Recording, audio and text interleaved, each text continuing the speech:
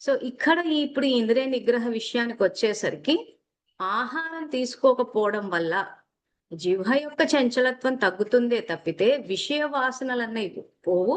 అది ఎప్పుడు పోతుందంటే ఆత్మ దర్శనంతో పోతుంది అని చెప్పారు. సో ఆత్మ దర్శనంతో అనంటే ఆత్మని ఏ రకంగా దర్శిస్తారు అనంటే జ్ఞాన నేత్రంతో.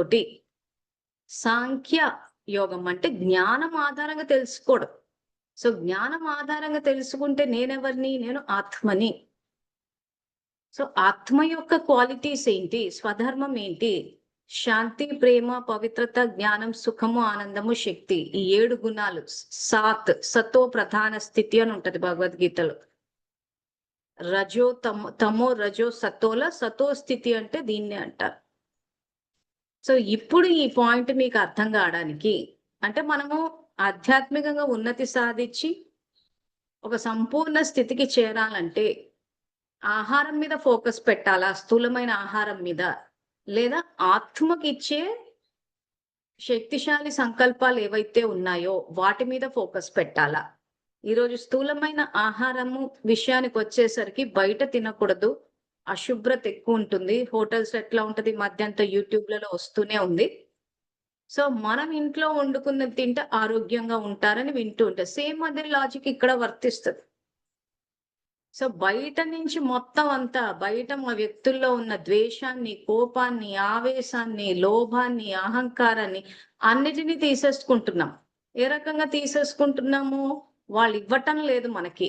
మనమే వీడికి లోభం ఎక్కువ, వీడు ఎక్కువ సంపాదించేస్తున్నాడు, రకరకాల భాషలు వాడేస్తున్నారు.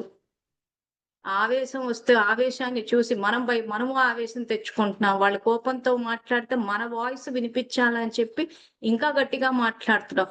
ఇలా ప్రతీది బయట నుంచి మనం తీసేసుకుంటున్నాం.